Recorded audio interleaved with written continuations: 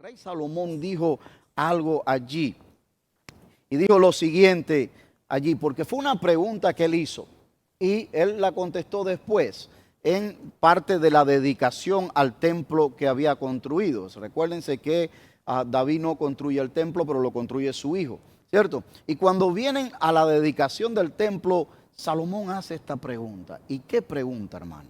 Mire la pregunta allí, dice: pero ¿es verdad que Dios morará sobre la tierra? Mira esa pregunta.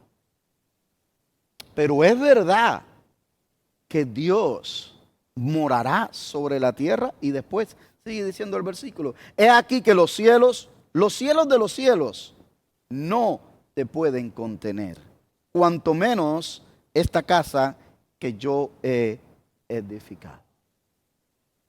Salomón estaba en lo cierto, hermano. Los cielos de los cielos no pueden contener la grandeza de Dios. No pueden contener a Dios, cuanto menos encerrarlo en una casa o en un edificio o en un templo. Salomón sabía que él debía de haber construido el templo porque David, su padre, se lo había dicho que él no lo podía hacer, él lo iba a hacer, todos los materiales estaban, pero cuando llegó el momento de la culminación y de dedicarlo, todavía Salomón hace esta pregunta. Imagínense, ¿cómo va a ser posible que Dios more en la tierra y venga a habitar entre nosotros? Pero ¿sabe qué, hermano? Meditando en esta pregunta de Salomón, yo creo que ahí es donde está la grandeza de Dios. Ahí es donde está lo grande y maravilloso de nuestro Dios. Que ni los cielos lo pueden contener, pero aún así, Él decidió manifestarse y habitar en ciertos lugares que Él había escogido, como fue el templo, como fue allí Sión, Jerusalén, pero como también lo más extraordinario y lo más maravilloso es tu corazón y mi corazón. Entonces, esta casa no puede contener a Dios, los cielos no pueden contener a Dios, pero si Dios no fuese capaz de habitar en tu corazón y en mi corazón, dejaría de ser Dios. Ahí está la grandeza.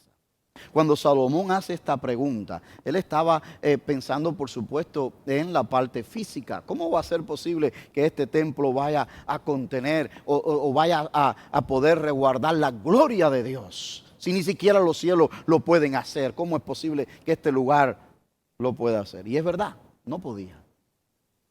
Pero entonces dejaría de ser Dios si Él no lo hubiese hecho posible.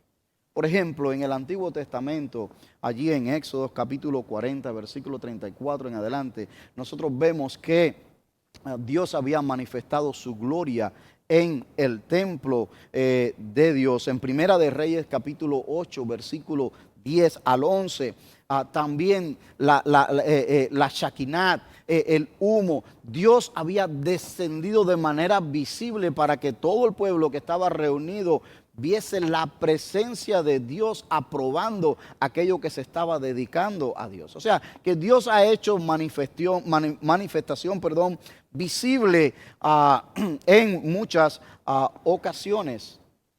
También lo hizo a través de teofanías en el Antiguo Testamento. Pero llegó un momento después que el pueblo de Israel sale de Egipto, Dios iba guiando con una columna de nube y una columna de fuego en la retaguardia, cuidando al pueblo de Israel, su manera visible de expresarse a ellos, su protección, y ellos entran a Canaán, adquieren posesión de la tierra. Están las 12 tribus en victoria, después de David, después de Salomón, de esta dedicación del templo donde él hace esto. Después de esto se dividen las 12 tribus. 10 tribus quedan al norte, la parte de Samaria. 2 tribus quedan al sur, en la parte de Judá. Y el pueblo, lo que estoy hablando ahora, el pueblo de Israel en su contexto general, comenzaron a desviarse. Comenzaron a adorar otros dioses.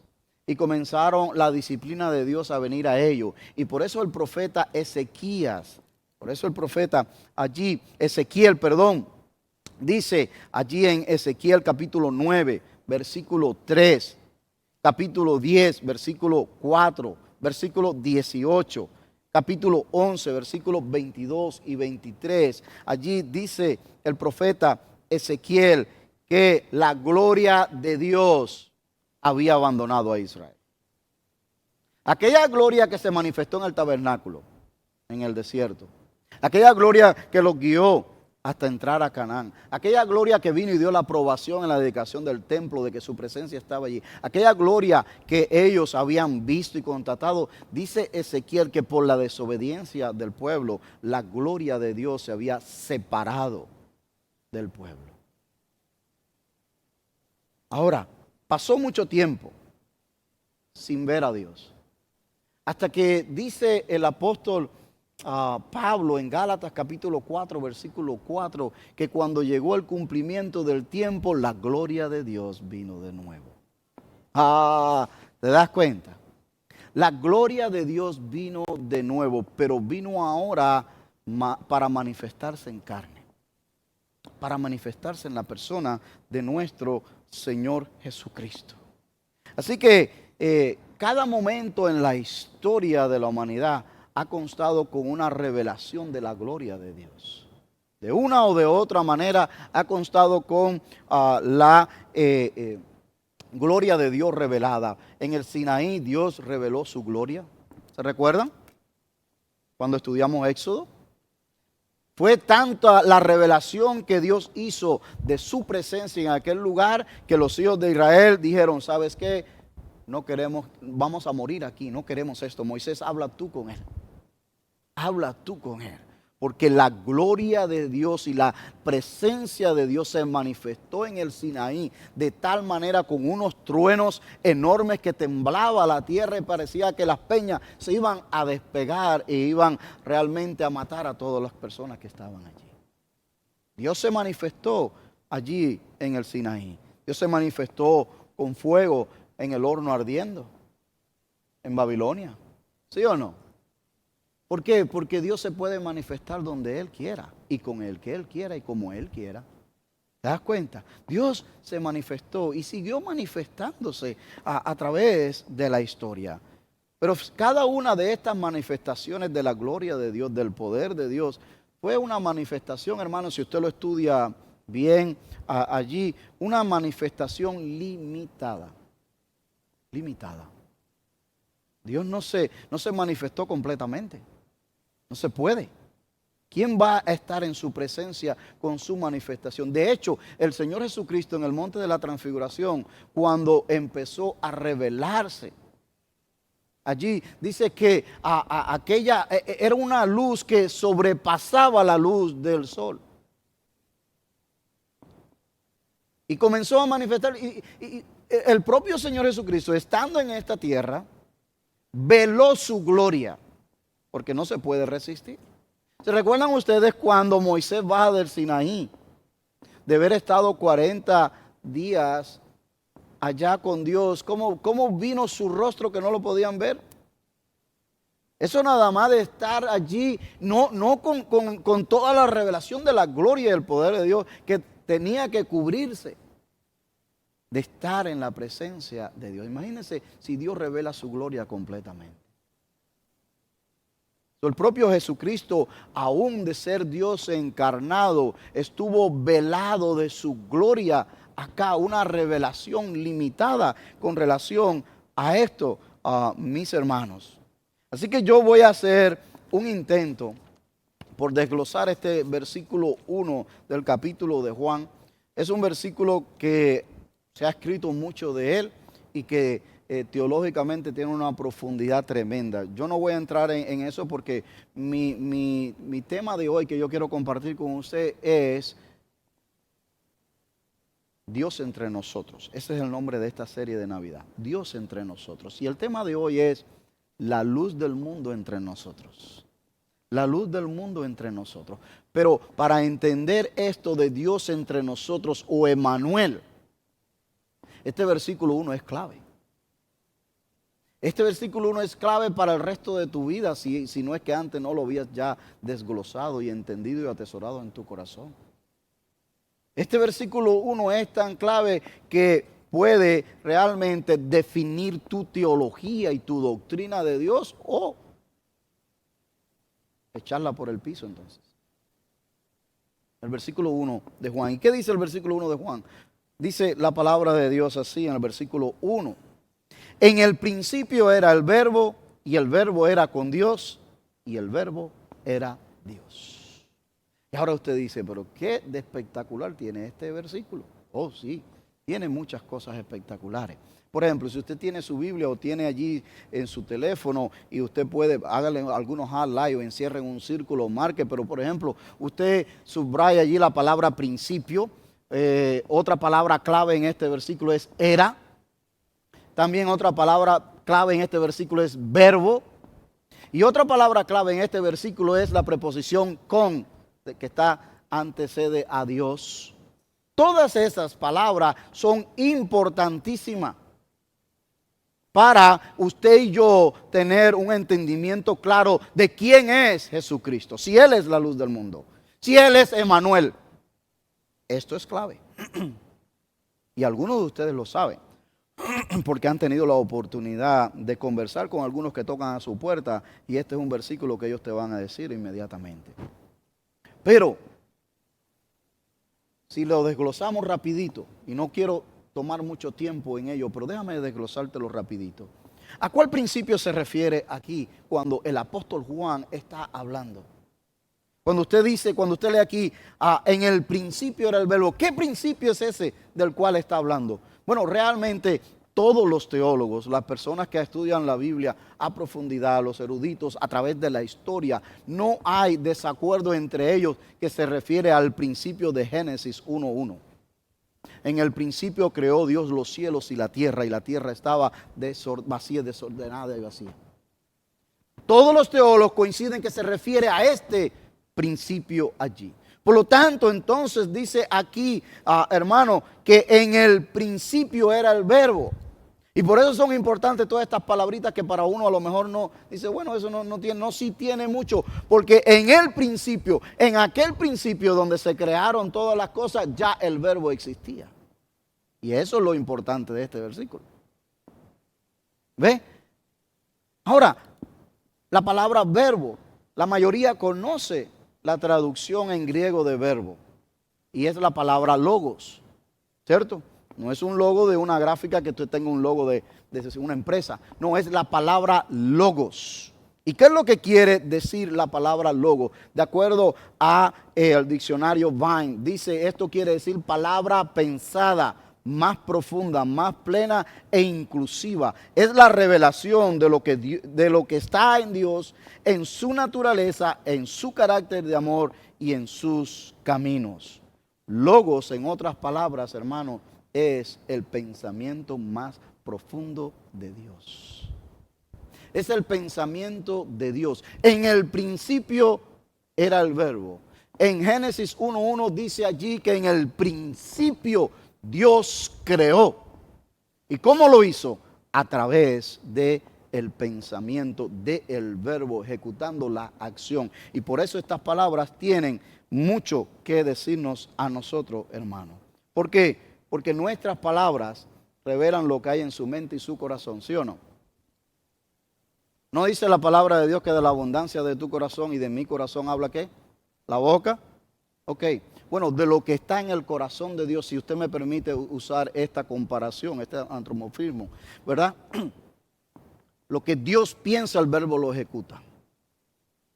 Lo que Dios piensa, lo que Dios quiere hacer, el verbo lo ejecuta. Por eso dice que en el principio Dios creó todas las cosas. Elohim es la palabra que se usa para Dios en Génesis capítulo 1, versículo 1. Y es un señalamiento al plural. No está en singular. Usted dice, todo esto, ¿por qué, hermano? Porque esto es bien importante, porque esto define tu teología, tu pensamiento de Dios, y no solamente de Dios, sino del Señor Jesucristo, para aquellos que quieren quitarle divinidad, coexistencia al Señor Jesucristo. Por eso esto es importante. Si no, entonces no es Emmanuel. ¿cierto? Si no, no es Emmanuel, si no, no es Dios con nosotros. Y punto. Pero tiene que haber entonces algo que, una base sólida. Y Juan, que le escribe a judíos, pero también a griegos, a gentiles, quiere enfatizar en esta carta, en este gospel, quiere enfatizar que la divinidad de Cristo. Otros autores enfatizan otras cosas. Marco, Lucas, Mateo enfatizan otras cosas porque su audiencia es diferente. Pero Juan quiere enfatizar la divinidad de Cristo allí. Por eso es que en Apocalipsis capítulo 1, versículo 11, ¿qué dice el Señor Jesucristo? Yo soy el ¿qué? El alfa, el omega, el principio y el fin. Yo soy la primera letra y la última letra del abecedario. Yo soy el verbo hablado, todo lo que se quiere comunicar. ¿Ve? Pero sigamos allí a la otra palabra que le dije que era importante. Es la palabra era. ¿Y qué significa era? En el principio era, ¿verdad? Viene del tiempo imperfecto allí del verbo griego eimi y significa acción continua. Eso es lo que significa. En el principio era algo que ya existía, era continuo en la eternidad. No tuvo principio porque ya Él en el principio existía. Porque está hablando del principio de ¿qué? De la creación de este mundo. Pero antes de la creación de este mundo, en Génesis 1:1, ya el verbo existía de manera continua en el seno del Padre juntos. Allí existía. El verbo existía antes de la creación. Y después lo vamos a ver en Colosenses capítulo 1, que muchos de ustedes ya lo han leído y conocen eso, pero se los voy a leer un poquito más adelante. Colosenses capítulo 1, versículo 16 en adelante. Usted va a encontrar allí una explicación del apóstol Pablo con relación a esto.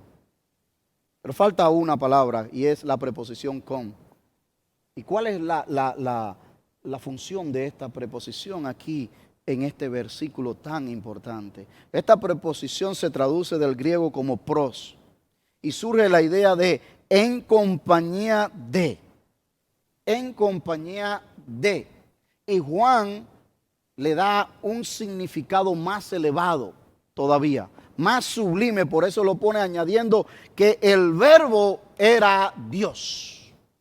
El verbo era Dios. Así que esta preposición es importante. ¿Sabe por qué? Porque enfatiza la relación que existe entre el verbo, el logos y Dios. Por eso es que es importante. Porque entrelaza, enfatiza esa relación que hay entre el verbo que ya existía en el principio y Dios.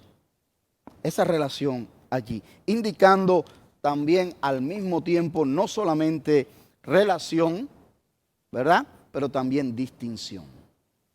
Y eso es importante. Indica relación que ya ambos existían desde el principio, antes de que todas las cosas fueran creadas, pero hay distinción entre ellos. Hay distinción entre ellos. ¿Qué quiere decir esto? Que Logos es una persona y Dios Padre es otra. Pero que los dos son de la misma esencia. Ahora, ¿cómo que Logos es una persona? Sí. Eso, el apóstol Juan se encargó de explicarlo en el versículo 14. Si usted tiene sus Biblias, mire allí, nada más pase la vista abajo al versículo 14 de ese mismo capítulo 1, que vamos a hablar de él más adelante en próxima semana, pero solamente para que usted vea que el Logos se hizo carne. No dice allí el versículo 14 allí, y aquel verbo fue hecho carne. Bueno, ¿cuál verbo está hablando allí? Del verbo que está hablando en el versículo 1. Y habitó entre nosotros y vimos ¿qué? Su gloria. La gloria que en el Antiguo Testamento se había revelado. la gloria que no se puede contener ni los cielos la pueden contener, que Salomón preguntó, ¿cómo es posible que Dios pueda habitar en la tierra? Aquella gloria que guió al pueblo de Israel y lo protegió, pero que también se separó de ellos por la desobediencia, por el pecado. Pero que cuando vino el cumplimiento del tiempo, vino nuevamente en la persona del Señor Jesucristo para revelar la voluntad del Padre. ¿Entiendes por qué este versículo es tan importante? Esto es bien importante para nosotros, el cristiano. ¿Sabes por qué es importante? Porque tu fe tiene fundamento. Mi fe tiene fundamento. Porque cuando vengan por ahí afuera los montones de dudas y a meter cizaña y a tratar de desviarte tu fe del Señor Jesucristo, usted esté sólido, sólida en su creencia. ¿Por qué usted ha creído en el Señor Jesucristo? ¿Por qué? Cuando vengan ahora que hay una corriente tremenda mesiánica en Israel y en todo el mundo, queriendo añadirle algo más al Señor Jesucristo, creyendo que no es suficiente. Cuidado. Él es suficiente. Y lo que Él hizo en la cruz del Calvario es suficiente para pagar por tus pecados y los míos y los de todo el mundo. No necesitamos agregarle nada más.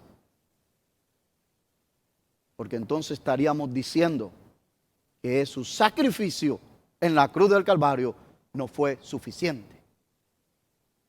Y lo que sucedió y todas las instrucciones del Antiguo Testamento estaba incompleto hasta que llegara el Señor Jesucristo. Él es la culminación y la revelación de Dios completa. Pero ¿sabe qué? Te van a querer hacer dudar. Nos van a querer hacer dudar. Usted tiene que estar bien definido el por qué usted cree las cosas y dónde está y qué dice la palabra de Dios con relación. Así que tal vez para usted dice, esto es una clase de seminario. No es una clase de seminario, pero para mí es sumamente importante que usted se lleve esto en su corazón y que lo investigue por su cuenta después. Que lo investigue por su cuenta después. Porque esto es muy importante. De aquí se definen muchas cosas para usted si decimos que Él es Emmanuel o no es Emmanuel. Es curioso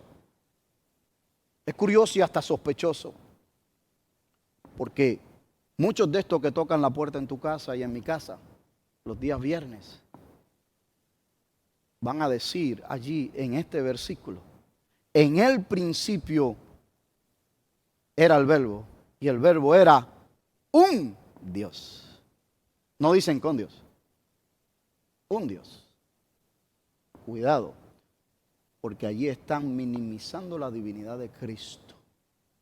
Allí están restándole la importancia del verbo en su sacrificio en la cruz del Calvario por ti y por mí. Cuidado. ¿Sabe por qué le digo cuidado? Porque realmente ese argumento no tiene sustento gramatical en el griego. En primer lugar, lo que ellos dicen. Lo que estas personas dicen no tiene sustento ninguno gramatical en el griego. Segundo, el que está contando esto es el apóstol Juan, el discípulo amado dicho por el Señor Jesucristo. Y él fue testigo ocular de los hechos sobrenaturales del Señor Jesucristo y también de la resurrección.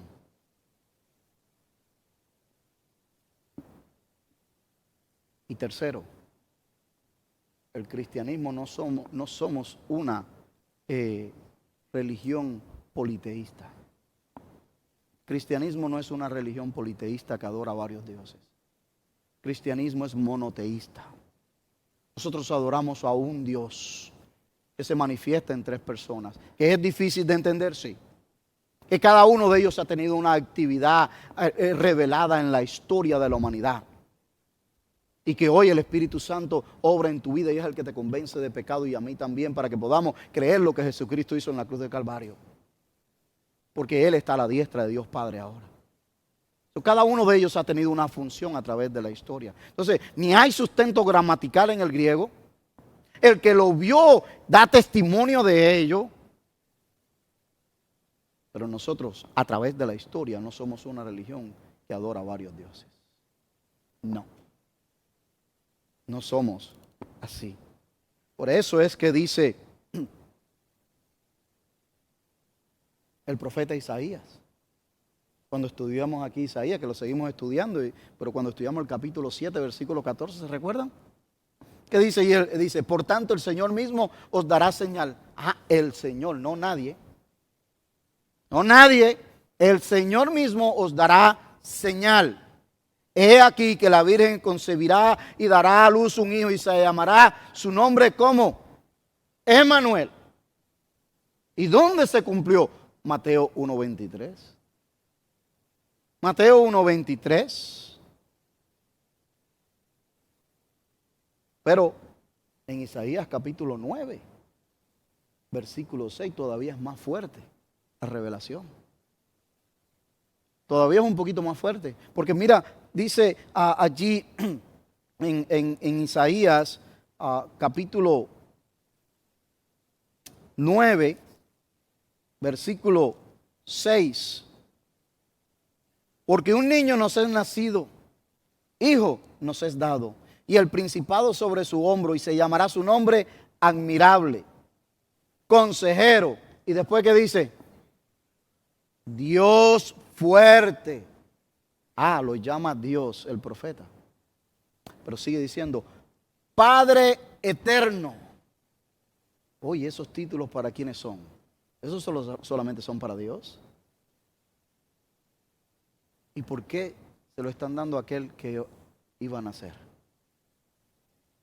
Porque el verbo era Dios. El verbo era con Dios.